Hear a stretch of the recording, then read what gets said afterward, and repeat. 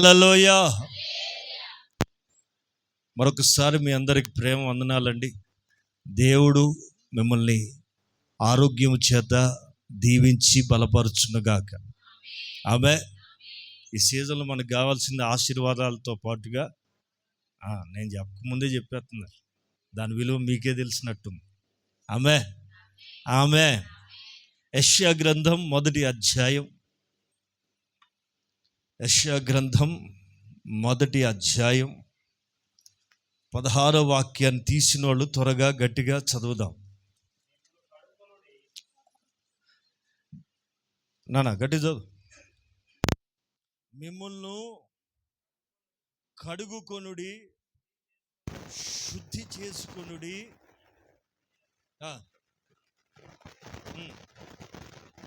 ఆమె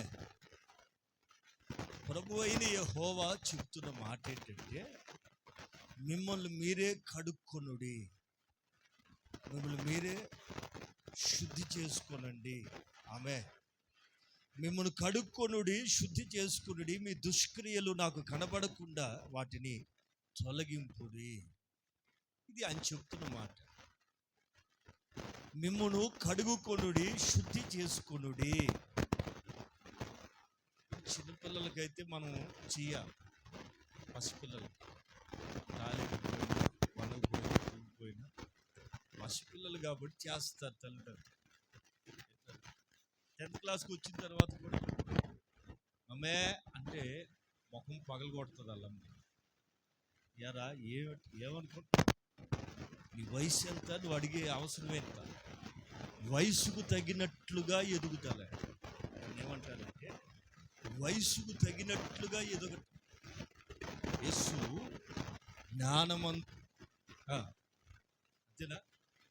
జ్ఞానమందును వయస్సునందును దేవుని దయందును మనుషుల దయందును వర్ధిల్లుచూ ఉండేను. ఎవరు? యేసు. యేసయ్య కూడా 4 కోణాల్లో వృద్ధి పొందారు. వయసు ఎందును జ్ఞానమందును. వయసు ఎదిగినట్లుగా, వయసుకు తగినట్లుగా జ్ఞానంలో కూడా వర్ధిల్లాడు. మనం కూడా ఆధ్యాత్మికమైన కోణంలో సీనియారిటీ పెరుగుతున్న కొలది మీ ఆత్మీయతలో కూడా మీరేమవ్వాలంటే ఎదగాలి. వయసుకు తగినట్లుగా ఎదగాలి.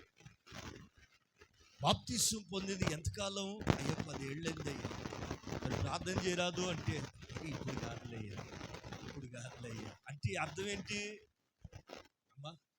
ప్రార్థనలో ఇంకా మనం సిస్టర్ మంచి పాట పాడు అంటే ఇప్పుడు కాదు, మళ్ళీ ఈ పాట పుస్తకం తెచ్చుకోవాలా.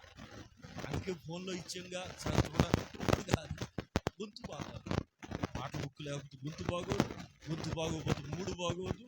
విషయం ఏంటంటే పాడటం రాదు. ఇలాగా ఇవన్నీ నీ టాలెంట్స్ చూపించడానికి కాదు, నీవు ఎంతగా దేవుళ్ళు ఎదిగావో ప్రదర్శించడానికి. ఆమె నీ ఎదుగుదల నీ దేవుని మహిమపరిచేదై ఉండాలా. స్తోత్రం. ఈ పూట ఒక ప్రత్యేకమైన విషయాన్ని ధ్యానం చేద్దాం. పరిశుద్ధాత్ముడు మనకి బోధించునుగాక. ఆమె ఆమె ప్రభు అంటారు, మిమ్మల్ని కడుక్కొనండి, మిమ్మల్ని మీరు శుద్ధి చేసుకోనండి, మీ దుష్క్రియలు కనబడకుండా వాటిని నా యొద్ద నుండి తొలగించండి. ఆమె ఆయన చెప్తున్న మాట ఏంటండి? మీరు చెప్పాలి. మిమ్మల్ని కడుక్కొనుడి, శుద్ధి చేసుకోనండి, మీ దుష్క్రియలు కనపడకుండా వాటిని తొలగించండి. ఆమె ఆమె మనల్ని మనం ఎలా గడుక్కుంటాం? ఓ పెద్ద ఆయన చెప్పాడు, సందర్భం కాకపోయినా కొంచెం మీరు కనెక్ట్ అవుతారని చెప్తున్నా. ఓ పల్లెటూరుకి అట్టండి, ఓ పల్లెటూరుకి ఓ చదువుకున్నవాడు చదువు లేనివాడు కలిసి వెళ్తున్నారట ఆ ఊరికి. చదువు లేనివాడు ముందు వెళ్తున్నాడు, చదువుకున్నవాడు వెనక్కి వెళ్తుంటే మసకగా చీకటిగా సాయంత్రం 6 గంటలు 6:30 టైం అయిపోయింది. అప్పట్లో నడకే. ఒక ఊరు బస్సు దిగి వాళ్ళ ఊరు లోపలికి వెళ్తున్నారు. ఊరి పొలిమేరలకు వెళ్తున్నప్పుడు చదువుకున్నవాడు చదువు లేనివాడు మాట్లాడుకుంటూ పోతూ ఇద్దరు కలిసి ఏదో తొక్కేసారు, చీకటి కదా, చెప్పులతో ఏదో తొక్కేసారు. తొక్కేసినప్పుడు వాళ్ళకి ఏదో కొంచెం తేడాగా వాసన వస్తే ఈ చదువుకున్న వాడికి తెలివితేటలు ఎక్కువ కదా, ఇదేంటి అని పరిశీలన చేయటం. ఇదేం తొక్కాను నేను, ఏం తొక్కుంటాను, కాలు జారిపోతుంది ఏంటి అని వాడు చెప్పులకి ఏమైందో చేతికి రాసుకున్నాడట. కొంచెం నవ్వకుండా నేను చెప్పే మాట వినాలి. చేతికి రాసుకున్నది వాడికి చీకటి కదా, ఏమిటా అని ముక్కు దాకా తీసుకొస్తే వాడికి అమోఘమైన వాసన వస్తే కానీ సెన్సార్ పనిచేయాలి. చి అని చెప్పి ఆ చెప్పు అక్కడ వదిలేసి బ్యాక్ అనుకుంటూ వెళ్ళిపోయాడట. ఈ లోపల చదువులేనోని చూస్తే ఆడెప్పుడో గడ్డికి రుద్దుతున్నాడట. అర్థమైంది? చదువులేనోడేమో శుభ్రంగా చెప్పులు వేసుకుని పోతే, ఈ చదువుకున్న వాడు తెలివి ఎక్కువైపోయి కాలు కంటింది చేతికి అంటించుకుని, చేతికి అంటింది మూతికి అంటించుకున్నాడట. ఎందుకు చెప్పాను తెలుసా? కడుక్కోవటం చేత కాకపోతే, ఏది ఎప్పుడు ఎలా కడుక్కోవాలో తెలియకపోతే 3 రకాలుగా నష్టం. ఇప్పుడు వీళ్ళిద్దరిలో ఎవరు తెలివిగలవాళ్ళు చెప్పండి అమ్మా? చదువు లేనోడు శుభ్రం గడ్డికి పూజ చేశాడు, వాడికి అర్థమైపోయింది, ఎక్స్పీరియన్స్ ఎక్కువ కాబోలు. మనోడు పట్టణంలో తిరిగి ఏదేదో అర్థం కావట్లా. ఓ పెద్ద అక్కట చింతకాయ చెట్టుకి ఇక్కడ ఏమిటి వంకరగా ఎలాడుతున్నాయి, ఏమిటి కాయలు అందట. విన్నారా? ఒకప్పుడు నేను వెళ్ళేటప్పుడు నిటారుగుండే, నేను వెళ్ళొచ్చేసరికి దుబాయ్ వెళ్ళొచ్చేసరికి వంకర తిరిగినాయి. ఏమిటి ఓయమ్మ వంకర తిరిగింది కాయలు కాదు తల్లా, నీ బుద్ధి వంకర తిరిగిందని చెప్పిందట చిన్నక్క పెద్దక్కతో. విషయం ఏంటంటేనండి, కడుక్కోవటం కూడా తెలియాలి. ఏది కడగాలి, ఎలా కడగాలి, ఏమేమి కడుక్కోవటం, వాష్ అవుట్ కొన్ని మంచి విషయాలు ఆత్మీయ కోణంలోంచి మీకు నేర్పుతాను. శ్రద్ధగా ఒకసారి ఆసాపు ఒక కీర్తన రాస్తున్నాడు. చూద్దాం. 73వ కీర్తన 13వ చరణాన్ని చదువుదాం.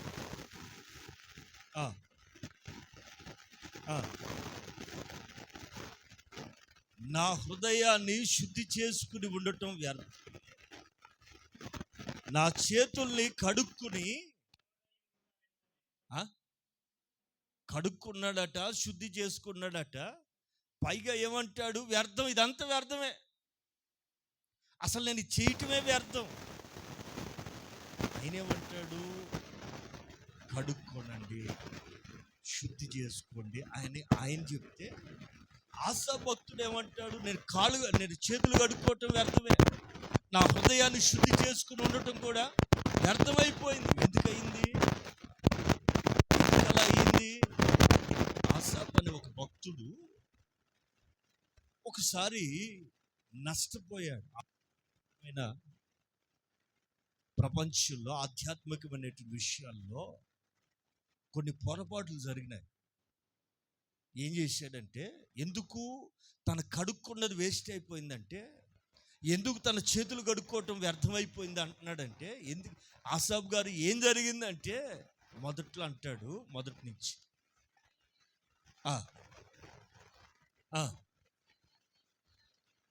నిశ్చయముగా దేవుడు దయాళుడై ఉన్నాడు. నిశ్చయముగా దేవుడు దయాళుడై ఉన్నాడు. ఎవరెవరి పట్ల? ఇజ్రాయేలీల ఎడలను. ఏ హృదయం అమ్మా? ఏ హృదయం అంటే ప్యూర్ హార్ట్ చెప్పాలి. ఏ హార్ట్ అది? ప్యూరిఫైడ్. మన వాళ్ళకి నీళ్ళు ఎట్లా నీళ్ళు కావాలి? నదుల్లో నీళ్లు తాగినప్పుడు జనం బాగానే ఉన్నారండి. ఇప్పుడు ఏ వాటర్ అమ్మా? Purified water. అది తాగిన దగ్గర నుంచి మనుషులు అంతా ఏలాడుతున్నారు. ఒకప్పుడు వాన నీళ్లు తాగి బతికారండి, కాలువల్లో నీళ్లు తాగి బతికారు, చెరువుల్లో నీళ్లు తాగి బతికారు. వాళ్ళు బ్రహ్మాండంగా బతికేశారండి. ఇప్పుడు ఏంటది? ఆర్ఓ, రివర్స్, అదేంటో సిస్టమ్, రివర్స్ సిస్టమ్. ఆర్ఓ వాటర్ని రివర్స్లో పంపించి అడిదిప్పి బయటికి తెస్తారు. ఈ లోపు ఉండాల్సిన అన్ని పీకేస్తారు. వట్టి నీళ్ళే. మినరల్స్ ఉన్న నీళ్ళేమో దాచుపడతాయి, మినరల్స్ లేని నీళ్ళు ఏమవుతాయి, ఎన్ని రోజులైనా అట్లాగే పడి ఉంటాయి. ఎందుకని అందులో కావాల్సినవి లేవు, అందుకని మన ఎముకలు బలహీనం అయిపోతాయి. ఇలాగా ఆలోచన చేస్తూ మంచి మాటలు నేర్చుకుంటాం. నేను హృదయాన్ని శుద్ధి చేసుకోవటం వ్యర్థమైపోయింది అంటాడు ఒక వ్యక్తి. నేను చేతులు కడుక్కున్నది కూడా వ్యర్థమైపోయింది అంటాడు. ఏమయ్యా, ఏం జరిగింది, ఎందుకు వ్యర్థమైంది అని కానీ మనం అడగగలిగితే ఆయన గారు అంటారు, మొదటి 3 వచనాల్లో ఏమంటారంటే, ఆయన కలిగిన దేవుడు ఎవరి పట్ల? ఇశ్రాయేలుల ఎడలను, శుద్ధ హృదయుల ఎడలను ఆయన ఆమె నిశ్చయముగా దేవుడు దయాళుడై ఉన్నాడు.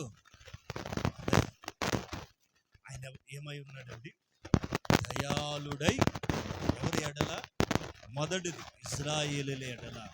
రెండవది, మనం పుట్టుకతో ఇశ్రాయేలీలం కాం, పుట్టుకతో ఇశ్రాయేలీలం కాం. సో మనకు ఆ కేటగిరీ దక్కదు. మరి సెకండ్ ఆప్షన్ ఉందిగా, ఏంటది? సేమ్ ప్యారలల్గా, సేమ్ ఈక్వల్గా ఇశ్రాయేలీలకు తగిన స్థానం ఏంటంటే శుద్ధ హృదయం. ఏ హృదయం? బాగా మాటని గమనించాలి. హృదయాన్ని శుద్ధి చేసుకుంటూ ఉండాలి. కొన్ని మంచి విషయాలు లోపలికి నేర్చుకుంటున్నాను. ఆసాఫ్ గారు, నీ హృదయాన్ని శుద్ధి చేసుకున్నానంటున్నావు, బాగానే ఉంది. చేతులు కూడా కడుక్కున్నానంటున్నావు, బాగానే ఉంది. అది ఎందుకు వ్యర్థమైంది? దేవుడు చెప్పాడుగా, చేసుకోండి చేసుకోండి చేసుకోండి. నువ్వు చేసి ఎందుకు నష్టపోయావు? నువ్వు ఇలా ఉండి ఎందుకు కష్టపడుతున్నావు? ఎందుకు వ్యర్థమైంది అంటున్నావు? ఏమైంది నీకు అని అంటే ఆయన సాక్ష్యం చెప్తున్నాడు. చదువుతాం 2వ వాక్యం.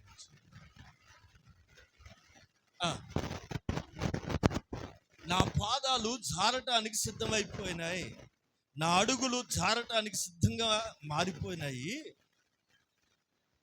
వింటున్నారా? ఎందుకు కడుక్కున్నది వ్యర్థమైపోయింది, ఎందుకు శుద్ధి చేసుకున్నది వ్యర్థమైపోయిందంటే, ఈయన గారు ఎవరిని చూస్తున్నాడండి? అమ్మా, అది ఏం చూశాడట? భక్తిహీనుల క్షేమము ఈయన కంటబడిందట. విన్నారా? నా కంటబడినప్పుడు విన్నారా? అసలు ఈయన గారు అటు ఎందుకు చూశాడో విన్నారా? మనం కూడా కొన్నిటిని చూడకూడదు. విన్నారా? కొన్నిటిని చూడకూడదు. ఆమె ఎవరు? నేను చూసి వస్తానని బయలుదేరింది కదా, ఆమె పేరేంటండి? అదే భయం ఎందుకు మళ్ళీ సగం చెప్తాను. స్నేహితుల్ని ఆమె ఇంట్లో ఏమని చెప్పి వెళ్ళింది? కారణం ఏంటి? స్నేహితులతో చూడాలనిపించింది. కొంచెం ఎప్పుడు ఇంట్లో ఉంటున్నా కదా, కొంచెం అలా చూసి వస్తానని చెప్పి బయలుదేరేళ్ళి. చూసిన మనిషి చూసినట్టు రావాలా? ఈమెను ఇంకొకరు చూసి అడుగుకున్నాడు, పంపించాడు. ఏది పడితే అది చూడటానికి వెళ్ళకూడదు, ఏది పడితే అది చూడకూడదు. అందుకే కొన్ని మంచి మాటలు లేఖనాల నుంచి నేర్చుకో. దుష్టుల క్షేమం, భక్తిహీనుల యొక్క క్షేమం నా కంటబడింది. ఈ ఆసాఫ్ గారు భక్తిహీనుల క్షేమం ఎందుకు చూశాడు? అసలు చూడాల్సింది ఎవరిని? భక్తి పరులను చూడాలి. అందుకే లేఖనం నొక్కి ఒక్కనించే మాట ఏంటంటే, మనం ఎప్పుడు ఏ మనిషిని చూసినా లోపం ఉంటుంది. దావీదుని చూద్దామా, భక్తిపరుడే, ఆరాధికుడే, బట్ మచ్చలు ఉన్నాయి. సొలొమోను జ్ఞానం నేర్చుకుందామా, అతనిలో కూడా లోపాలు ఉన్నాయి. సంసోను అంత బలవంతులమై ఆత్మ బలం పొందుని ఉందామా, అతనిలో శరీర బలహీనత ఉంది. ఏ వ్యక్తి చూసినా మహా గొప్ప నాయకుడండి, మిక్కిలి సాత్వికుడు, కానీ అప్పుడప్పుడు బీపీ హై బీపీ ఉంది ఆయనకి. ఎప్పుడు ఏం వరుస్తాడు తెలియదట, వస్తాడు మళ్ళా కూల్ అయిపోతాడు. ఏ మనిషి చూసినా, ఏ వ్యక్తి చరిత్ర చూసినా ఏదో ఒక కొరత, ఏదో ఒక లోపం కనపడుతుంది. అందుకని వాళ్ళని వీళ్ళని చూడకుండా మనల్ని చూడమని ఏమని చెప్తుంది లేఖను? విశ్వాసమునకు కర్తయు, దానిని ఎవరి వైపు చూడాలి? మనం ఎవరి వైపు చూడాలి మనం? ప్రతి విషయంలో, ప్రతి కోణంలో, ప్రతి సందర్భంలో. ఆర్థిక అవసరత వచ్చిన, అనారోగ్యం వచ్చిన, బలహీనత వచ్చిన, వింటున్నారా? హిజ్కియా రోగి అయి ఉన్నప్పుడు నీవు మరణమైపోతావురా, త్వరగా ఇల్లు చక్కబెట్టుకో అంటే ప్రవక్త ముఖం చోట్ల ఎటువైపు తిరిగాడండి? గోడకు తిరిగి. ఆమె గోడ వైపు తిరిగి కన్నీళ్లతో ఆకాశం వైపు కన్నులెత్తి ప్రార్థన చేస్తాడు. పిల్లరా, కన్నులెత్తితే మనకెవరు కనపడాలా? నీవు నాకుండగా నీవే నాండగా,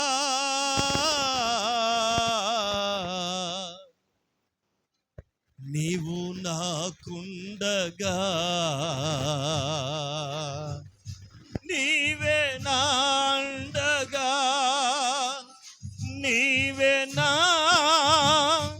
ఆత్మదాహము తీర్చిన,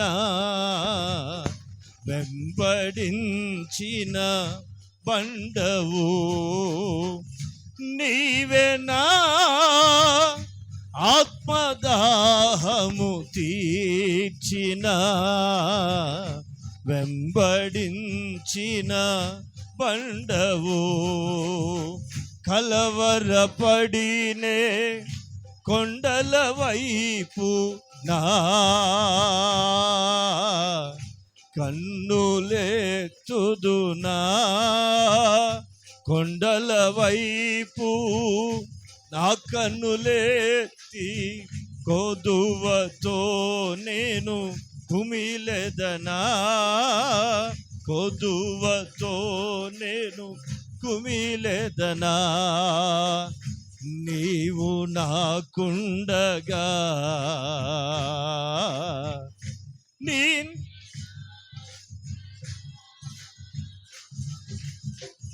నీవు నాకుండగా నీవే నాండగా, నీవే నా నీవే నా నీవే నా నీవే నా ఆత్మదాహము తీర్చిన, వెంబడించిన బండవు నీవే నా ఆత్మదాహము తీర్చిన, వెంబడించిన బండవు. కలవరపడినే కొండల వైపు నా కన్నులెత్తుదునా, కొండల వైపు నా కన్నులెత్తి కొదువతో నేను కుమిలెదనా, కొదువతో నేను కుమిలెదనా. హల్లెలూయా, హల్లెలూయా. ఎందుకు వ్యర్థమైంది ఆసాపు గారు? నీ హృదయాన్ని శుద్ధి చేసుకున్నాను అంటున్నావుగా, నీ చేతులు కడుక్కున్నావు అని అంటున్నావుగా, ఎందుకు వ్యర్థమైపోయింది? ఎందుకు అర్థమైందంటే చూడకూడని వాటిని చూశాను నేను. చూడకూడదండి, చూడాల్సిన వైపే చూడాలి. అర్థమైందా? లోతు వెనక్కి తిరిగి చూడొద్దు. ఆ పట్టణం నాశనం కాబోతుంది. నీవు, నీ భార్య, నీ పిల్లలు తీసుకుని వెళ్ళిపో, వెనక్కి తిరిగి చూడకుండా వెళ్ళిపో అని చెప్పాడా? వెనక్కి తిరిగి చూడని వాళ్ళు క్షేమంగా వెళ్ళిపోయారు. మరి ఈయన గారికి ఏం గుర్తొచ్చిందో ఏంటో మనకు తెలియదండి. చెప్పింది ఎవరు? సాక్షాత్తు దేవుడు కదా. చూడొద్దు అని వాళ్ళు మార్లు చెప్పాడు కదా. చూస్తే ఏమవుద్దట? అదిగో కొంప మునిగింది. చూస్తే ఏం జరిగిద్ది? నష్టం జరిగిద్ది. ఇంత పెద్ద భక్తుడివే, ఇంత పెద్ద కీర్తనకారుడివే, నువ్వెందుకు చూసావు ఆసాఫ్ గారు అని కానీ మనం అడిగితే, నేను మనిషినేగా అబ్బాయి, నేను మనిషినేగా, చూడకూడదని. ఎవరిని చూడకూడదు? ఎవరి వైపు చూడకూడదు? చెప్పాలి, కొంచెం గట్టిగా చెప్పాలి. ఎవరిని చూడకూడదు? భక్తిహీనుల యొక్క, అది భక్తిహీనులు క్షేమంగా ఉంటారు. రెండవది ఏంటారా, గర్వంతో ఉన్న వాళ్ళని చూసేట మత్సర పడుతున్నాడట. ఏమంటాడు ఏమంటాడంటే 4 కూడా చదువుమా. మరణమందు వాళ్ళకి యాతనలు లేవు. ఎట్లున్నారట మరి? ఈయనగారు ఎట్లున్నాడో, లోకంలో వాళ్ళకి ఒంటి నిండా బంగారం ఉంటుందండి, భోగభాగ్యాలు ఉంటాయి, మణిమాణిక్యాలు ఉంటాయి, అన్నీ ఉంటాయి. ఈ లోక సిరి సంపదలు అన్నీ తొలతొగుతూ, రక్షణే లేకుండా, మారు మనసే లేకుండా, దైవ భయం లేకుండా, దేవుని భయం లేకుండా లోకంలో బతికే వాళ్ళు సుఖభోగాలతో కనబడుతుంటారు మన కళ్ళ ముందు కూడా. వాళ్ళని చూసి నువ్వు మత్సర పడకూడదు. నేను తప్పు చేసానేమో, భక్తిలోకి వచ్చేసి అనవసరంగా తొందరపడ్డానేమో, కొన్నాళ్ళు బాగా అక్కడే తిరిగి తిరిగి పూసాలు కదిలిపోయి మూలుగా అరిగిపోయినాక అప్పుడు రావాల్సింది లోపలికి. ఏమండి, 60 ఏళ్ళు దాటితే గవర్నమెంటే వదిలేసి పక్కకు పొమ్మంటుంది. అయ్యా, ఏజ్ లిమిట్ ఎంత ఉద్యోగం గవర్నమెంట్కి? 40 మ్యాక్సిమం తీసుకునేదానికి 40. అది కూడా రిజర్వేషన్ ఉంటే, ఇక లేకపోతే వేసి రక్తం చేయి. అంటే 40 ఏళ్ల తరువాత పిల్లల్ని ఇస్తారండి? 40 ఏళ్ళు ఉన్నవాడికి పిల్లల్ని ఇస్తారా పోనీ? అంటే ఈడు వేస్ట్, అది ఈడు పోకూడదండిగానండి. వింటున్నారండి? మనిషిని వయసును బట్టి అతని బలాన్ని, సామర్థ్యాన్ని గుర్తిస్తున్నావు, లెక్క కడుతున్నావు. మరి దేవుడికి ఎప్పుడు కావాలా అమ్మ? మూలుగా అరిగిపోయాక, మోకాలు చెప్పులు బోల్ట్ లేసి ఫిట్ చేసినాక ఎప్పుడు కావాలి దేవుని దగ్గరికి? కొంతమంది అభిప్రాయం అండి, కొంతమంది ఇప్పుడు కాదు భక్తి, ఇప్పుడు కాదు భక్తి, పొళ్ళు ఊడిపోయాక శోషణం అంటున్నారే, అప్పుడు వెళ్ళాలి దేవుడి దగ్గరికి. నీ శోషణం ఎవరికి కావాలి? వయసులో ఉన్న బలం ఎవరికి కావాలా? అమ్మే ప్రియులారా, ఆలోచించండి. భక్తిహీనుల క్షేమాన్ని కంటబడిందట. వారు కొవ్వు బట్టి ఉండటం చూసాడట, పుష్టిగా ఉన్నారు, వాళ్ళకి ఇబ్బందులు ఏమి కలగట్లేదట. ఇతరులకు కలిగే ఇబ్బందులు వాళ్ళకి ఏమి, మనలాంటి ఇబ్బందులు వాళ్ళకి ఏమి లేవట. వాళ్ళకి రోగాలు కూడా రావట్లేదటండి. విన్నారు? తాగుబోతోడికి ఎక్కువ రోగాలు వస్తాయా? చెప్పరేమండి. తాగినంత కాలం వాడికి ధీమాగా రాయిలాగా ఉంటాడు. ఎప్పుడైతే మానేస్తాడో అప్పుడు వస్తాయి బయటికి. విన్నారా? నిజమండి. నాకు తెలిసిన ఒకడు ఉన్నాడు, ఎప్పుడు బీడీలు తాగుతాడు. ఆడికి జ్వరం కూడా రాదు. ఇన్నేళ్ళు బట్టి చూస్తున్నాడు. బీడీలు తెగ తాగుతాడు. ఆడికి అదో దెయ్యం. బీడీ మీద బీడీ తాగుతాడండి. ఆడు కొంచెం లూజ్. ఇంతవరకు జ్వరం రాలాడికి, అదో దెయ్యం. మనం కూడా ఆ రూట్లోకి వెళ్తే జ్వరాలు రావేమో అనుకునేరు కాక నా మాట. అట్లా కాదండి బాబు. విన్నారా? భక్తిహీనుల క్షేమము కంటబడినప్పుడు వారు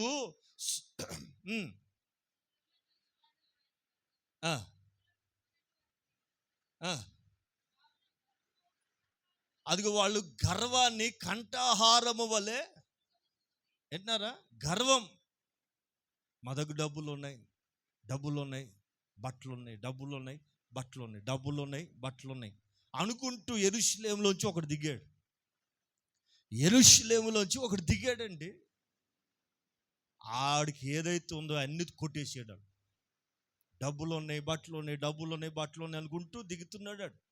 అందరూ తెలియాలి కదా, బట్టలు ఉన్నాయి, డబ్బులు ఉన్నాయి అనుకుంటూ దిగుతున్నాడు ఎచ్చులోడు. ఎనగోడినోళ్ళు ఈని సాగు కొట్టేశారండి. విన్నారా? ఆ తోవలో ఎవరు వెళ్ళారు? ఒక లేవీయుడు వెళ్ళాడు, యాజకుడు వెళ్ళాడు, ఆ తరువాత సమరయుడు అంటే ఊరి వెలపట ఉండేవాడు అని, ఊరు బయట ఉండేవాడు సమరయుడు. యూదులకి చాలా చిన్న చూపు సమరయుడు. ఏంటన్నారా, ఎవరినైతే తోసేశారో ఆయనే వచ్చి గాయాలు కట్టాడు. దేంతో కట్టాడు గాయాలు? అమ్మా ఏం పోసి? చదువుతారా తీసిన వాళ్ళు కనెక్ట్ అయితే తొందరగా తీయాలా. అతను చూసి అమ్మా ఎక్కడ లోకా 11:10 నుంచి 10 నుంచి చదువుతున్నారు, గమనించాలి. అతని యొద్దకు వచ్చి జాలిపడి దగ్గరికి పోయి ఏంటి, నూనెను ద్రాక్ష రసం పోసి అతని గాయాలు కడిగి, వింటున్నారా, నూనెతో గాయాలు కడిగాడండి, శుద్ధి చేశాడు. ద్రాక్ష రసం పోసి కట్లు కట్టాడు, కడిగాడు, గాయాలు కట్టాడు, కడగబడ్డాడు. గాయాలు కూడా కడగబడితేనే తెలుసా పుండు మానాలంటే డ్రెస్సింగ్ అవసరం. ఏమవసరం? డ్రెస్సింగ్ అంటారండి. ఆ పస్సు అంతా తీసేసి పస్సు ఉన్నంత మాత్రం గాయం కట్టబడదండి. డ్రెస్సింగ్ చేయబడాలి, కడగబడితేనే గాయము కట్టబడుతుంది. పాయింట్ ఏంటి? కడగబట్టం. మనం అనుదినం మనం కడుక్కోవాలట, శుద్ధి చేసుకోవాలట. అది ప్రభు చెప్తున్నాం, రైట్? మరి ఆసాపుకి అలవాటు లేదా? ఉందంటున్నాడుగా. ఉంది, నాకు ఉంది. ఎందుకు లేదు? హృదయ శుద్ధి ఉంది, చేతులు కడుక్కునే అనుభవం ఉంది. అయినా అవి వ్యర్థమైపోయినాయి. ఎవరిని చూస్తే నాకు వ్యర్థమైందని అనిపిస్తుంది? వింటున్నారా? ఓ మహానుభావుడండి, మహాజ్ఞాని, అతని పేరు. ప్రపంచంలో అలాంటి వ్యక్తి ఇంతకు ముందు పుట్టలేదు, ఇక మీదట పుట్టడు అని ఒక తీర్మానం, నానుడి కూడా ఉంది అతని గూర్చి. అతగాడు అన్నీ చూసి చివరికి తేల్చి చెప్పింది ఏంటంటే, అంతా వ్యర్థమే. అంత సూర్యుని కింద జరుగునది అంత వ్యర్థమే. అంత వ్యర్థమయ్యే కాడికి దేవుడు ఎందుకు పుట్టించాడు రా బాబు? అసలు నాకు అర్థమైంది అదే. ఇన్నేళ్ల మహాజ్ఞానంలో నాకు అర్థమైన పరిపూర్ణ జ్ఞానం ఏంటంటే అంత వ్యర్థమేరా బాబా. మరి అర్థవంతమైంది ఏంటి? ఎవరికి వాళ్ళు కడుక్కుని దైవత్వంలో ఉన్న పరమార్థాన్ని నేర్చుకోగలిగితే అది ధన్యత. చెప్తాను, ఆ మాట కూడా చెప్పి ముగిస్తాను శ్రద్ధగా, క్లుప్తంగా కొన్ని మాటలు. ఆసాపు భక్తిహీనుల క్షేమం. విన్నారా? ఆ పదమే విడ్డూరమైన పదం. భక్తిహీనులేంటి, క్షేమంగా ఉండటం ఏంటి? అది నువ్వు చూడటం ఏంటి? ఆత్మీయుడివి, మంచి కీర్తనకారుడు, నువ్వు చూడటం ఏమిటయ్యా? చూసావు, కళ్ళు తిప్పుకోవాలిగా. ఆలోచనలు పడ్డాడండి. అరే వాళ్ళకి ఏ రోగాలు లేవు, విన్నారా? వాళ్ళకి మనలాగా ఏ బాధలు లేవు. వాళ్ళకి ఏమేమి ఉన్నాయట? పుష్టిగా ఉన్నారట. ఓరు బాబోయ్. 4వ వచనం, మరణయాతలు వారికి లేవు. ఎట్లున్నారమ్మా? పుష్టిగా అంటే గుర్రాల్లాగా ఉన్నారనమాట. మనలాగా లేరటండి, గుర్రాల్లాగా ఉన్నారట. ఎవరాళ్ళు? భక్తిహీనులు. తెలుసా? తాగుబోతోడు ముఖం ఈజీగా గుర్తుపట్టవచ్చు. ఎందుకని? నున్నగుంటుంది ముఖం, నున్నగుంటుందండి. మళ్ళాగా ఉండవు, లోపలికి పోయి ఉండవు మొక్కలు. నున్న బొగ్గలు వేసుకుని ఉంటాడు. రాత్రి అంతా గాడిదలాగా నిద్రపోతుండే ముఖం ఉబ్బకి ఏమవుద్దండి? మనకేమో ముఖం అంతా ఎండిపోయి, ఎందుకని? ఎండకెండి వానకు తడిసి ఏసు రక్తం ఇచ్చి. మరి ఆడికి ఎక్కడిదా గ్లామరు? తాగి తినటం, పడుకోవటం, మెలకు వచ్చి తాగటం, ఇదే పని. ఇప్పుడు ఆడు ఎలాగుంటారు చెప్పండి? తాగుబోతుళ్ళు ఇంతలా ఉంటారండి. ఎందుకుంటారు వాళ్ళు? ఇందుకే ఆమె పిల్లరా ఇవన్నీ గమనిస్తున్నాడు. మహా గొప్ప వ్యక్తి ఈయన, చిన్నోడేం కాదండి. మంచి కీర్తనకారుడు, మంచి మంచి కీర్తనలు రాశారు. ఇతని జీవితంలో ఎదురైన ఒక సంభవం, ఇతని జీవితంలో జరిగిన ఒక సంభవం ఏంటంటే, భక్తిహీనుల క్షేమము కంటబడింది. అంత మాత్రమే కాదు, గర్వించు వారిని బట్టి నేను ఎవరిని చూసి మత్సర పడుతున్నాడు. అసలు మత్సరం ఎముకల కుళ్ళు అన్ని తెలుసా లేఖనం? ఏముండకూడదు, నాకు లేకపోయిన పర్ల వాళ్ళకు ఉండకూడదు. దీన్ని ఏమంటారు? నా లాంటి చీర, ఇట్లాంటి చీర నువ్వు ఒక చీర కొన్నావు అనుకో, ఈ చీర ఎవరికి ఉండకూడదు అంటే ఎట్లాగండి? కంపెనీ వాడు 100 తయారు చేస్తాడు కదా. నాకు ఇంకొకటి మరొక విచిత్రమైన రోగం కొంతమంది, నాకు లేకపోయిన పర్ల ఎవడికి ఉండకూడదు, నాకు లేకపోయిన పర్ల ఎవడికి ఉండకూడదు. ఇది ఒక రోగం. దీన్ని ఏమంటారంటే మత్సరం. అంటే నేనే బాగుంటాను, నేను పైన ఉండాలి, నేను మంచిగా ఉండాలి, అందరూ బాగుండాలట. అమ్మా బయట ఉండవా? బాగున్న వాళ్ళు లోపల ఉంటాడట. ఈడు ఏం రాస్తాడండి ఆటో వాళ్ళు. ఒరే ఏడవకురా అప్పు చేసుకున్నా, ఒరే మెంటలోడా. అదొక విచిత్రమైన డైలాగులండి. అసలే అప్పు చేసుకున్నా, ఏడవకరా అప్పు చేసుకున్నా అంటే ఏడుపు మానిపిస్తాకి ఇవన్నీ ట్రిక్స్ అనమాట. ఇట్లాంటివన్నీ చదివి దేవుని స్తుతించాలి. ప్రభువా నాకు ఏడిచే గోల లేదు, ఏడిపించే బాధ లేదు, యేసు రక్తం చేయి. హ్యాపీగా 14 లక్షల ఆర్టీసీ బస్సు ఎక్కిపోతున్నాను నాయన, నాకు ఏ గోల లేదు నాయన, ఈ ఆటో వాళ్ళు ఏడిపే లేదు నాయన అని దేవుని స్తుతించాలి. పిల్లరా కొన్ని మంచి మాటలు చెప్తాను, ఇక నుంచి శ్రద్ధగా. ఇతను చూడకూడని వాళ్ళని చూశాడు. ఎవరు? కీర్తనకారు. వాళ్ళెవరు? పైగా భక్తిహీనులు. వాళ్ళు ఎవరండి? వాళ్ళు చెప్పాలా? భక్తిహీనులతో సహవాసం కానీ, భక్తిహీనులతో సమయం కానీ నువ్వు కేటాయించకూడదు. అర్థమవుతుందా? జోగి రాసుకుంటేనట్ట పైసలు రాలినయా అమ్మా, యేసు రక్తం చేయి. మరి మనం ఎవరితో? వదినా కాసేపు ప్రార్థన చేసుకుని రా వదినా అనేవాళ్ళతో చేయి. కానీ కాసేపు సీరియల్ చూసి వెళ్దురా అన్నారు అనుకో, నీ బతుకు సీరియల్ బస్ స్టాండ్ అయిపోదు. నా మాట నిజమండి. ఎవరి వైపు చూడకూడదో వాళ్ళ వైపే చూస్తున్నాం మనం. ఎవరి వైపు చూడకూడదో వాళ్ళ వైపే మనసు పెడుతున్నాం, అందుకే దెబ్బ అయిపోతున్నాం.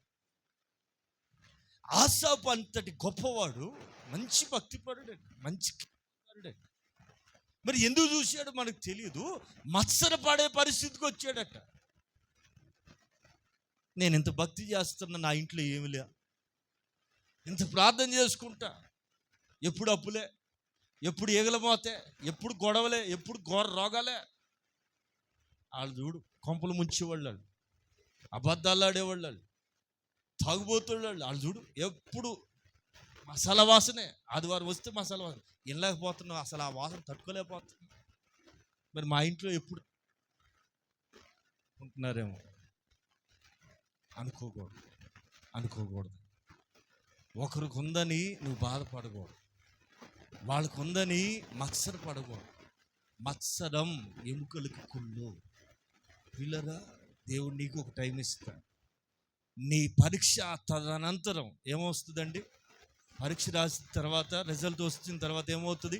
ప్రమోషన్ వస్తుంది. ఆమె ఈ పరీక్ష అయిన తర్వాత పదోన్నతి ఉంటుంది, కానీ ప్రమోషన్ ఉంటుంది, కానీ డిమోషన్ ఉండదు. ఇది నీకు తెలిస్తే కలవరపడవు. రైట్? చూడగోడని వైపు చూసి చివరికి ఏమనుకుంటున్నాడంటే, ఇవన్నీ ఆలోచించి వాళ్ళందరినీ గమనించి హృదయాన్ని శుద్ధి చేసుకోవటం వ్యర్థమే, చేతులు కడుక్కోవటం వ్యర్థమే. అవునా అయ్యా, నువ్వు చివరాఖరి సాధించిన రిజల్ట్ ఇదా బాబు? కాదు, అది కాదు. మరొక కీర్తనకాడు ఏమంటాడు? 15వ కీర్తన 15వ కీర్తన ఫస్ట్.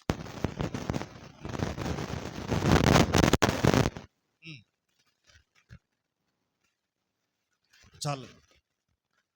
ఇక్కడ ఈయన ఏమంటాడంటే, యెహోవా నీ గుడారంలో అతిథిగా ఉండ తగిన వాడెవడు?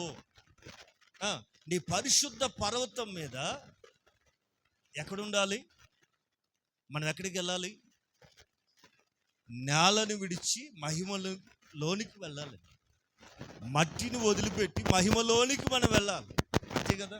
అదే కదా మన గమ్యం, అదే కదా మనకు కావాల్సింది. అందుకే భక్తుడు అంటాడయ్యా, నీ గుడారంలో అతిథిగా ఉండ తగినవాడు. మనందరం పరలోకానికి ఎలా వెళ్ళబోతున్నాం? అతిథులుగా వెళ్తాం. ఆమె ఎందుకని ఎవరిని బట్టి మనం అతిథులు?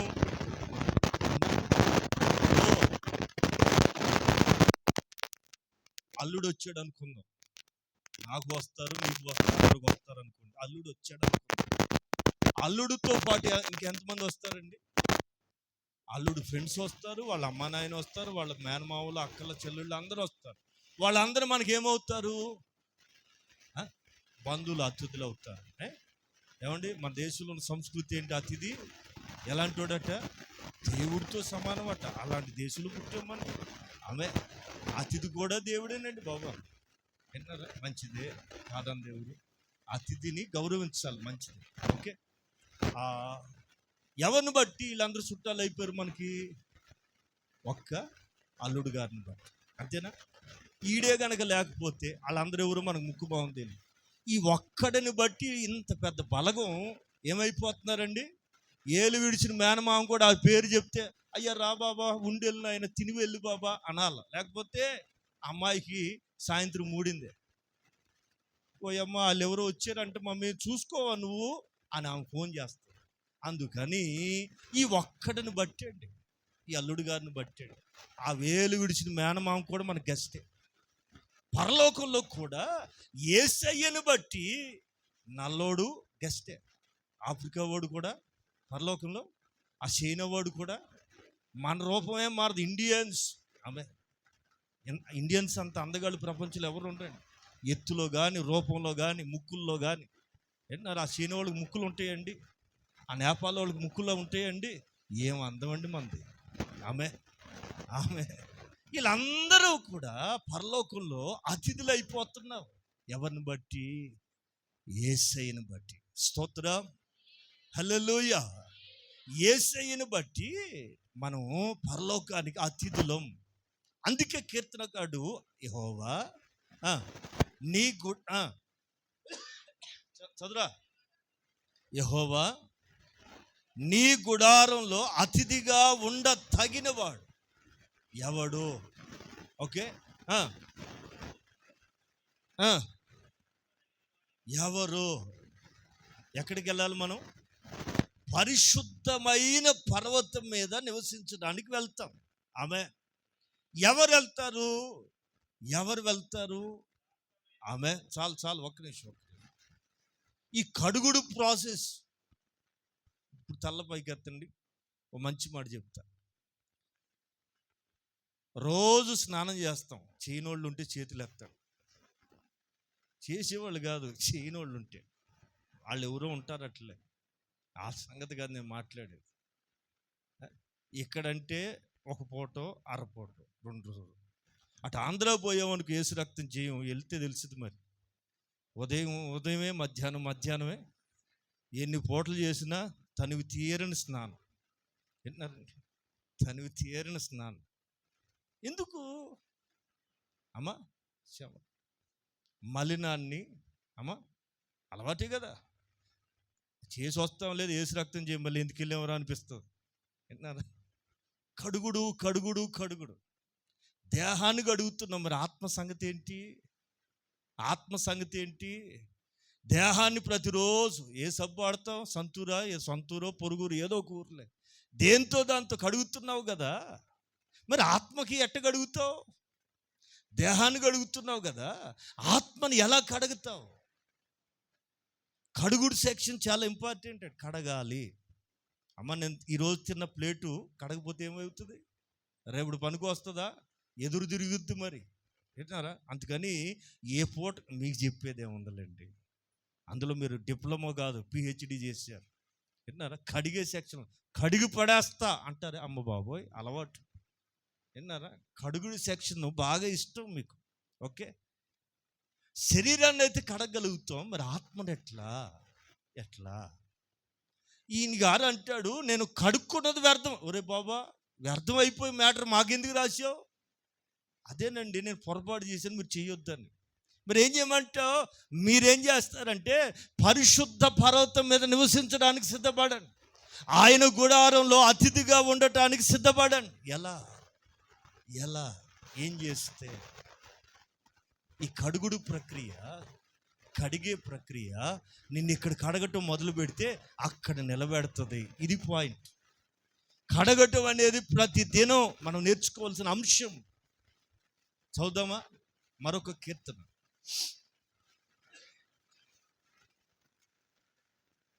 మరొక కీర్తన 32వ కీర్తన మొదటి నుంచి.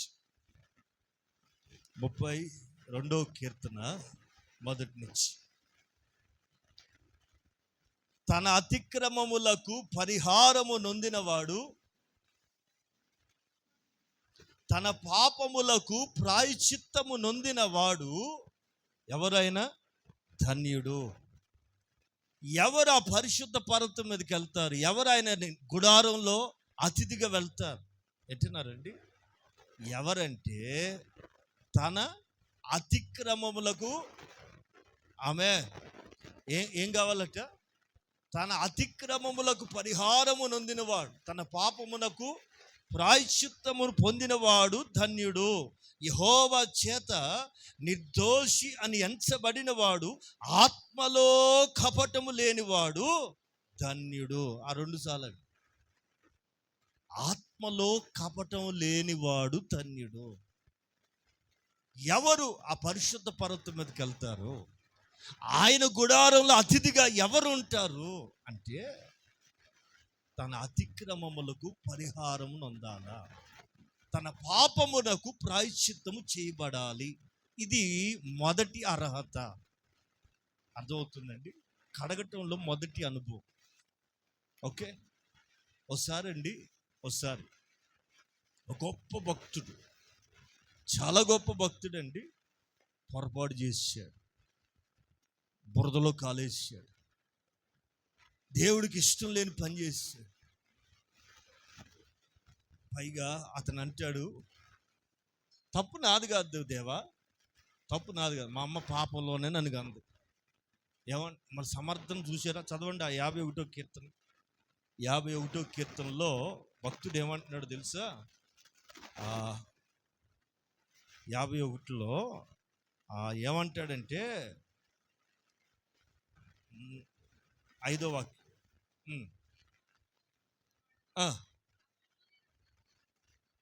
యేసయ్యా నాది కాదు తప్పు, మా అమ్మ నన్ను పాపంలో గంది, నేను పాపంలోనే పుట్టా.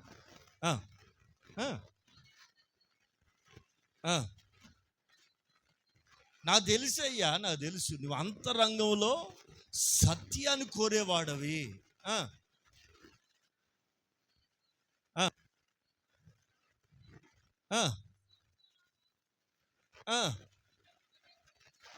అలాగే రెండో వాక్యం కూడా నా దోషము పోవునట్లుగా నన్ను ఎట్లా కడగమంటున్నాడు? చేసేది నువ్వు, కడిగేది ఈయన అంటారా? చేసేదేమో నువ్వు, చేసింది నువ్వు, కడగాల్సింది ఆయన. అసలు ఆయన ఏమంటాడు? నిన్ను నువ్వే. దావీదు గారు చూసారా? మహాజ్ఞాని, మహా తెలివిగలడు, బాగుగా గడుగయ్యా. ఆయన గడుగుతూ ఉంటూ కడిగించుకుంటావా? చేసిన నేరం నువ్వా, కడిగేది ఆయన అంటారా? పైగా హిస్సోపుతో నన్ను కడగంటాడు.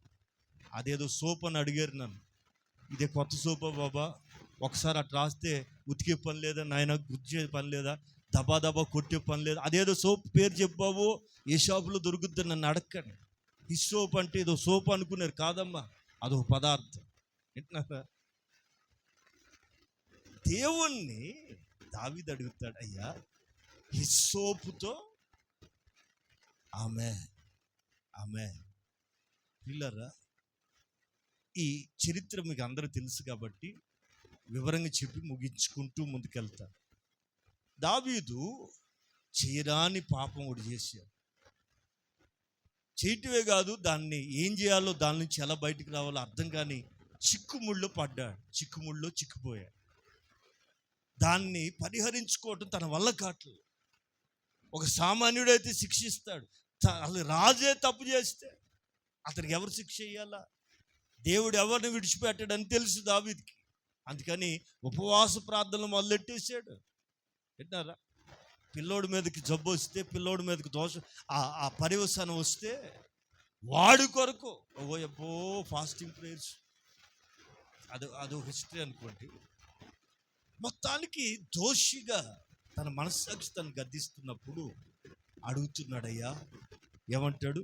నా దోషము పోవునట్లుగా నన్ను బాగుగా కడుగుము, నా పాపము పోవునట్లుగా నన్ను ఆమె పాపము పోయేటట్లుగా పవిత్రపరచు, దోషము పోవునట్లుగా నన్ను బాగుగా కడుగు అంటాడు. ఇంకెట్లా కడగమంటాడు? అది కూడా ఈయనే చెప్తాడు ఎలా కడగాలట.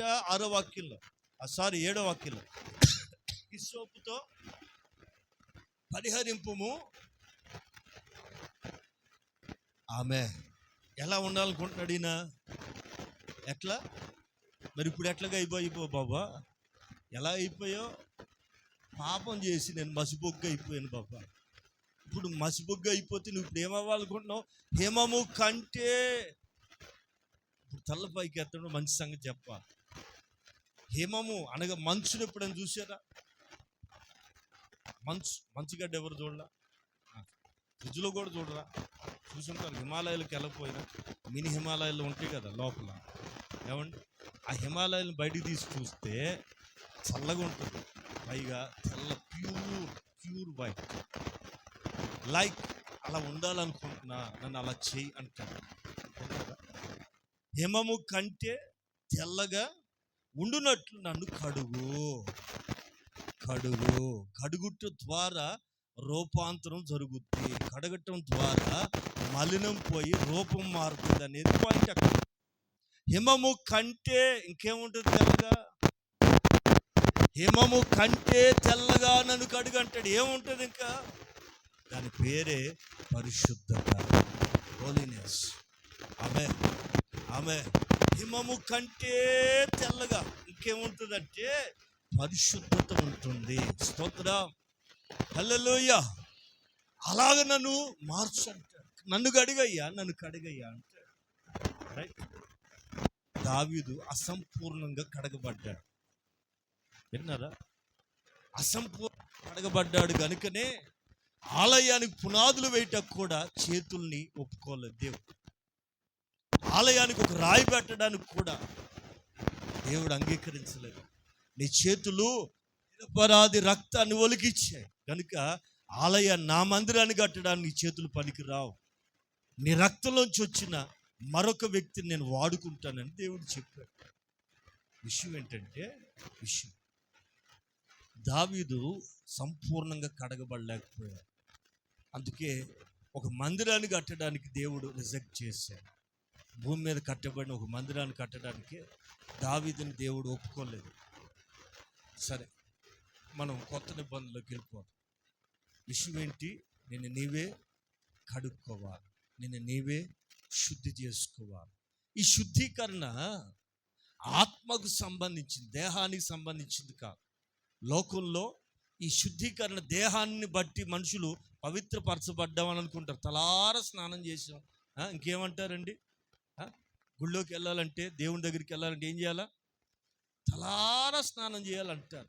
తల మురికితో పోగొడ చీ అంటారు. దేవుడి దగ్గరికి వెళ్ళటానికి దేహశుద్ధి ఎంత అవసరమో అంతరంగంలో నువ్వు ఏం కోరుకుంటున్నావు? సత్యాన్ని కోరుకుంటున్నావు. శుద్ధీకరించబడిన స్థితిని ఆయన కోరుకుంటున్నాడు. ఎట్లా? 3 రకాలు. రైట్. మరొక మాట తెస్సలోనికి మొదటి పత్రిక మొదటి పత్రిక 5వ అధ్యాయం. తెస్సలోనికి మొదటి పత్రిక 5వ అధ్యాయం 23వ వాక్యం చదవాలి. సమాధానకర్తయగు దేవుడే ఆమె ఎట్లా పరిశుద్ధత ఎన్నారా సిద్ధపాటు ఎట్లాగండి? సమాధానకర్తయగు దేవుడే మిమ్మల్ని సంపూర్ణంగా పరిశుద్ధపరచునుగాక. తలపైకెత్తాడు. మనం ఏమి చేయబడాలి? సంఘమా, తెస్సలోనికి సంఘమా అంటూ పౌలు గారు ఉత్తరం రాసి ముగింపులో చెప్తున్న అమూల్యమైన మాటలు ఏంటంటే, మీరు సంపూర్ణముగా పరిశుద్ధపరచబడాలి. ఎట్లా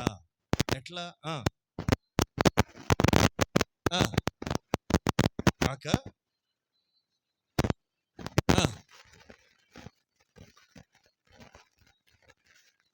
ఉండునట్లు ఆమె ఆత్మయు జీవము శరీరం. ఆత్మ అంటే మనలో ఉన్న స్పిరిట్, రెండో జీవం అంటే ప్రాణం, రక్తం, మూడో శరీరం. ప్రాణ, ఆత్మ, శరీరాలు ఈ మూడు కూడా ప్రభు రాకడలో నిందారహితముగా ఉండునట్లుగా కాపాడబడాలి. సంపూర్ణమైన శుద్ధీకరణ అంటే అర్థం ఏంటంటే, పరిశుద్ధపరచబడటం ఏంటంటే ప్రాణము కడగబడాలి, శరీరము కడగబడాలి, ఆత్మ కూడా కడగబడాలి. త్రికరణ శుద్ధి అంటారు. దీన్ని ఏమంటారు? త్రికరణ శుద్ధి. ప్రాణ, ఆత్మ, శరీరం ఈ మూడు కడగబడాలి. ప్రభు రాకడలో మనం ఎత్తబడాలంటే మూడిటిని మనం కడుక్కొని సిద్ధపడాలి. ఎలా ఒకసారి యేసు ప్రభు వారు అప్పగించబడటానికి ముందుగా శిష్యుల పాదాలు కడుగుతున్నప్పుడు అందరూ మౌనంగా ఉన్నారు. పేతురు గారి దగ్గర రాగానే, ఈ పేతురు గారు కొంచెం ఓవరాక్షన్ ఎక్కువ కదా, ప్రభువా నీవు నన్ను కడుగుదువా? కుదరదయ్యా, కుదరదు. అమ్మో ఇంకేమన్నా ఉందా అంటే, పేతురా, సిమోనా, నేను నిన్ను కడగని ఎడల నాతో నీకు అక్కడ పాలు లేదు. అవునా ప్రభా, ఇంత బతికి ఇంటి వెనకాల వచ్చినట్టు నాకు లేకపోతే ఎలాగయ్యా? అయితే కాదు, కాళ్ళే కాదు ప్రభా, నెత్తి కూడా కడిగి షాంపూ తెచ్చి కడిగేసి ప్రభా. కాళ్ళు కడుక్కున్నవాడు తలస్నానం చేసినవాడు కాళ్ళు మాత్రమే కడుక్కుంటే సరిపోద్దని చెప్పి ఆయన చెప్తూ ఏమన్నారంటే, నేను మీ పాదాలు కడిగినట్లుగా నా తరువాత మీరే ఒకరి పాదాలు ఒకరు కడగాలి అని ఒక పాఠం వాళ్ళకి నేర్పించడం జరిగింది. పాదాలు ఎందుకు కడగబడాలి? పాదాలు కడగటంలో ఆయన ఉద్దేశం ఏంటంటే, మీరు వేసే ప్రతి అడుగు ఒకరిని ఒకరు చూసుకుంటూ, ఒకరి అడుగుల్లో ఒకరు సరి చేసుకుంటూ, ఒకరి నడతల్లో ఉన్న లోపాలు సరి చేసుకుంటూ మీరు నావలే బోధించాలి అని. ఆమె పిల్లరా, ఒక మంచి మాట. కడగబడటం ఎట్లా? ఒకటి వాక్యము ద్వారా కడగబడటం. Praise the lord. 119:9 కీర్తన, 119వ కీర్తన 9వ చరణంలో భక్తుడు ఏమంటాడు? దేని చేత యవ్వనులు తమ నడకని శుద్ధి చేసుకుంటారు, కడుక్కుంటారు? దేని బట్టి? దేని చేత? ఎఫెసీ పత్రికలో సంఘము సిద్ధపడటానికి కూడా ఉదక స్నానాన్ని గురించి మాట్లాడతాడు. 5వ అధ్యాయం 25-27 వరకు.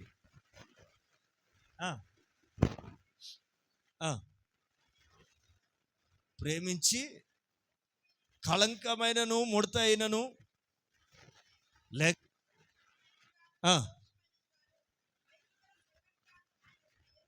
తన ఎదుట దానిని నిలవబెట్టుకున్న వలనని ఏంటి? వాక్యమనే ఉదకం నీటి చేత స్నానము చేస్తున్నాడు. ఆమె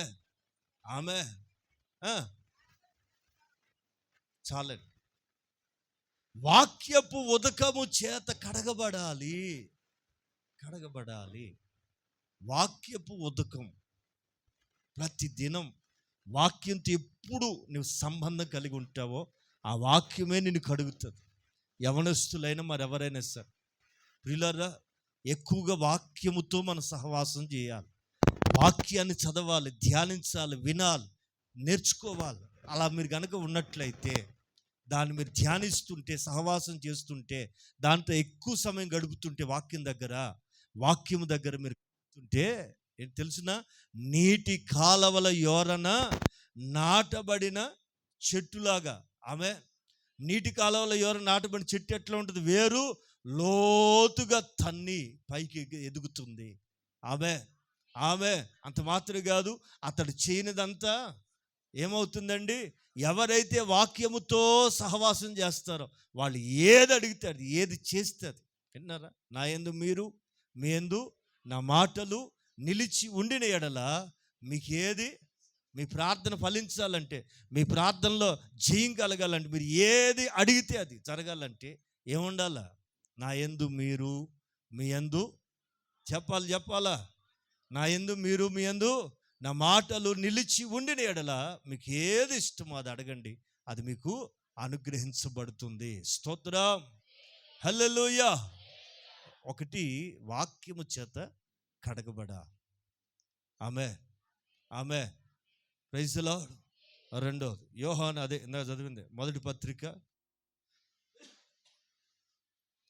7వ వాక్యం.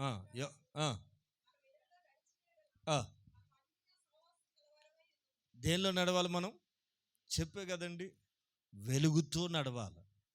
ఎవరు వెలుగు? వాక్యమే వెలుగై ఉంది. ఆ వాక్యము నీ పాదాలకు దీపము, నీ త్రోవకు వెలుగు. వెలుగు వెలుగు ఆయన వెలుగులో ఉన్న ప్రకారం మనం కూడా వెలుగులో నడిచిన ఎడల దేవునితో నీవు ఎలా కలిగి ఉంటావు? అన్యోన్య సహవాసము గలవారమై ఉందుము. అప్పుడు ఆయన కుమారుడైన యేసు క్రీస్తు రక్తము ఏం చేస్తుంది? క్లీన్స్. మొదటిది, వాక్యముతో మనం కడుక్కోవాలి. ఏంటయ్యి? ప్రాణ, ఆత్మ, శరీరాలు, త్రికరణ శుద్ధి. మొదటిది వాక్యము ఉదకముతో కడగాలి. రెండవది యేసు రక్తం. విన్నారా? ఆ సమరయుడు ఏం పోసి గాయాలు కట్టాడు? నూనెతో కడిగాడు. ఆ తరువాత ఆ గాయాల మీద ద్రాక్షరసం పోసి కట్లు కట్టాడు. విన్నారా? కడగబడింది గాయాలు మానాలంటే, కడగబడింది పని చేయాలంటే, లోపల క్రియ జరగాలంటే ఖచ్చితంగా యేసు రక్తమే శరణ్యం. ఆమె రక్తము చేత కడగబడ. Cleanse us from every sin. ఇంగ్లీష్లో ఏమనుంది? క్లీన్స్. కడుగుతుంది, ప్రతి పాపాన్ని కడుగుతుంది. ఏంటది? యేసు రక్తం. యేసు రక్తం మనం కడిగినప్పుడు మనలో ఎలాంటి మార్పు వస్తుందో తెలుసా? నిజంగా యేసు రక్తం నేను కడుగుతుంది, కడిగింది అంటే ఆనవాళ్ళు ఏంటో తెలుసా? మరొక మాట చెప్తా. హెబ్రీ పత్రిక 10వ అధ్యాయం, హెబ్రీ పత్రిక 10వ అధ్యాయం,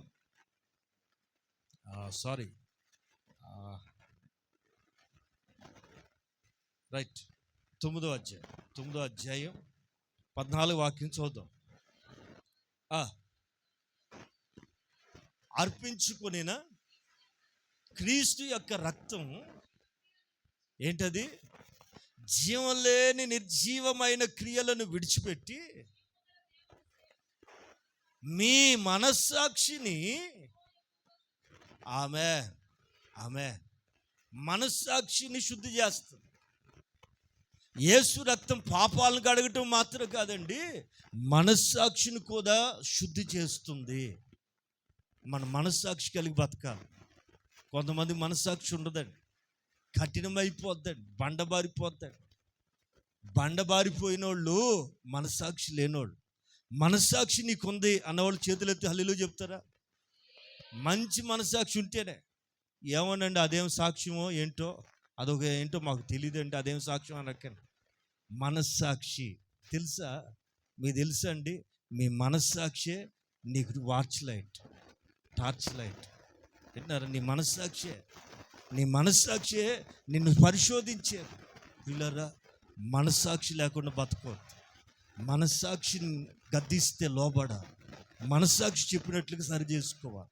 ఆమె అది సరి చేయబడాలంటే ఖచ్చితంగా క్రమం తప్పకుండా బలలో పాలు పొందాలి. యేసు రక్తమును నువ్వు క్రమంగా తీసుకోవాలి. యేసు రక్తం నీలో ఏం చేస్తుందంటే నీ మనస్సాక్షిని శుద్ధీకరిస్తుంది. నిర్జీవ క్రియలు విడిచిపెట్టి జీవము గల దేవుని సేవించుటకు నీ మనస్సాక్షిని ఎంతో నిత్యముగా దాన్ని శుద్ధి చేస్తుంది, కడుగుతుంది. ఆమె యేసు రక్తం ఏమేంటిని కడుగుతుంది? పాపాలను కడుగుతుంది. రెండవది మనస్సాక్షిని కూడా కడుగుతుంది. వాక్యముతో కడగబడాలి. యేసు రక్తం చేత రెండోది కడగబడాలి. మూడో తీతు పత్రిక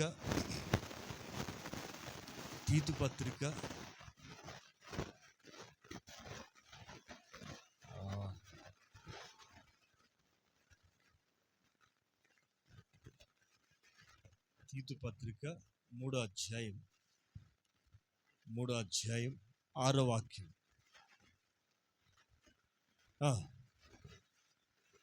ఆయన కృప వలన నీతిమంతులమని తీర్చబడి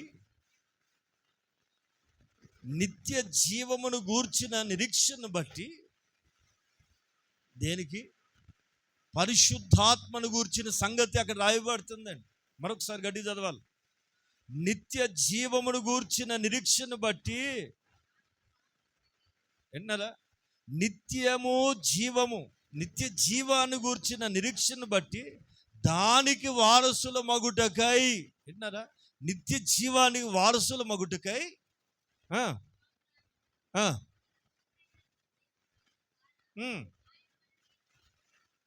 ప్రైజ్ ది లార్డ్. విన్నారా? ఆ నిత్య జీవానికి వారసులు ఆ నిరీక్షను బట్టి ఆయన పరిశుద్ధాత్మని దాన్ని పొందడానికే మన మీద ఆయన కుమ్మరించారు. కుమ్మరించబట్టం అంటే పోరింగ్. నీళ్ళ మీద పడితే ఏమవుతుందండి? ఇప్పుడు మొన్న వర్షాలు వచ్చినాయి, నీళ్లు ప్రవాహం కుమ్మరించబడ్డాయి. రోడ్లు క్లీన్ చేయమని చెప్పాలా? మిద్దెల మీద ఉన్న మట్టి బొమ్మని చెప్పాలా? మొత్తం తుడుచుకుంటూ వెళ్ళిపోద్ది. విన్నారండి? రోడ్లు కూడా పోసుకుంటూ వెళ్ళిపోతాయి. పోరింగ్, కుమ్మరించబడింది. ఎందుకు? నీలో ఉన్న అపవిత్రతలన్నిటినీ, విన్నారా? ప్రాణ, ఆత్మ, శరీరాల్లో ఉన్న కల్మషాన్ని, 3 రకాల దోషాలన్నిటినీ వాక్యము చేయలేనిది, రక్తము ద్వారా కడగబడిన ఇంకా మిగిలిన వాటిని, మూడవది పరిశుద్ధాత్మ అగ్ని. విన్నారా? కడగబడితే వాటిని ఏం చేస్తారు తెలుసా? ఎంత కడిగినా పోకపోతే ఏం చేస్తారండి? తగలబెడతారు. విన్నారా? తెలుసా? ఇప్పుడు వీటి చెప్పకపోతే మీకు అర్థం కాదు. ఆ బాత్రూమ్లు కడుగుతారు కదా, దేంతో కడుగుతున్నారు మీరు? అమ్మా, అది ఏదో ఒకటిలే ఆటి పెట్టి టైల్స్ క్లీనర్తో కడిగితే పోకపోతే ఏం చేయమంటారు? అమ్మా, మొండి మరకలు పోకపోతే దేంతో కడగమని చెప్తారు? మంట పెట్టండి, దాని మీద యాసిడ్ పోసి తగలేసేయండి, దాన్ని దెబ్బకు మొత్తం లేచిపోతాయి. వాక్యానికి మాట వినకపోతే, యేసు రక్తం చేత మాట వినకపోతే, ఇక మూడోది ఏంటది?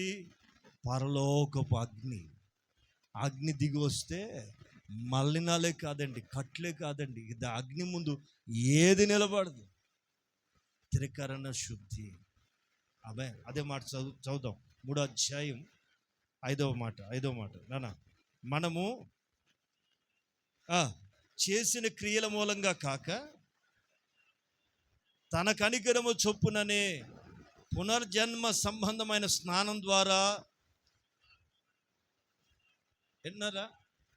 మనస్సాక్షిని రక్తము కడిగి శుద్ధి చేస్తే, విన్నారా? నూతన స్వభావం. దేని ద్వారా? పరిశుద్ధాత్ముడు మనకు నూతన స్వభావము కలుగు చేయటం ద్వారా మనల్ని రక్షించాడు. మూడో అనుభవం. పరిశుద్ధాత్మని కడగటం మొదలు పెడితే నీలో ఒక నూతన స్వభావం వచ్చేస్తుంది.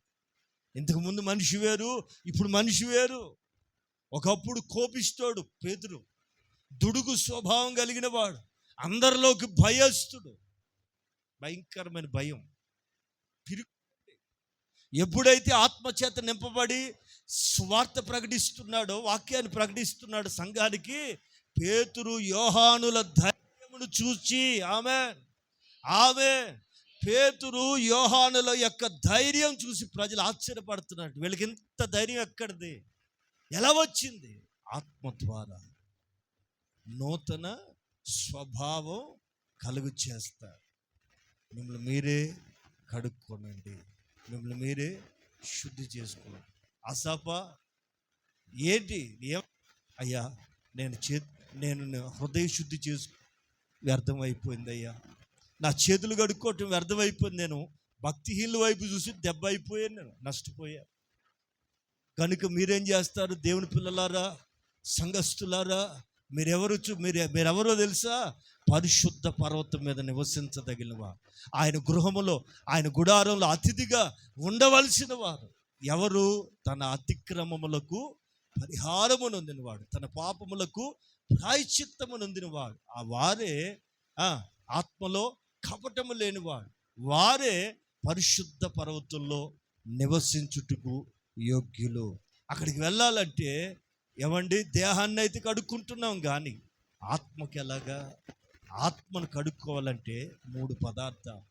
దావీదైతే అడుగుతున్నాడు, అయ్యా హిస్సోపుతో నన్ను కడుగు, హిమము కంటే నన్ను తెల్లగా కడుగు కడుగు కడుగు. హిస్సోపు చేయలేని కార్యం యేసు రక్తం చేస్తుంది. హిస్సోపు చేయలేని కార్యం నా దేవుని వాక్యం చేస్తుంది. హిస్సోపు చేయలేని కార్యం విన్నారండి, హిస్సోపు తో చేయలేని పనిని నా పరిశుద్ధాత్ముడు నీలో ప్రాణ, ఆత్మ, శరీరాల్ని ఆయన రాకడికి నిందారహితముగా మార్చునుగాక. ఆమె నిందారహితముగా చెయ్యునుగాక. ప్రాణ, ఆత్మ, శరీరముల చేత ఆయన శుద్ధీకరించి సిద్ధపరిచి మహిమగల రాకడికి ఆయత్తపరచునుగాక. ఆమేన్.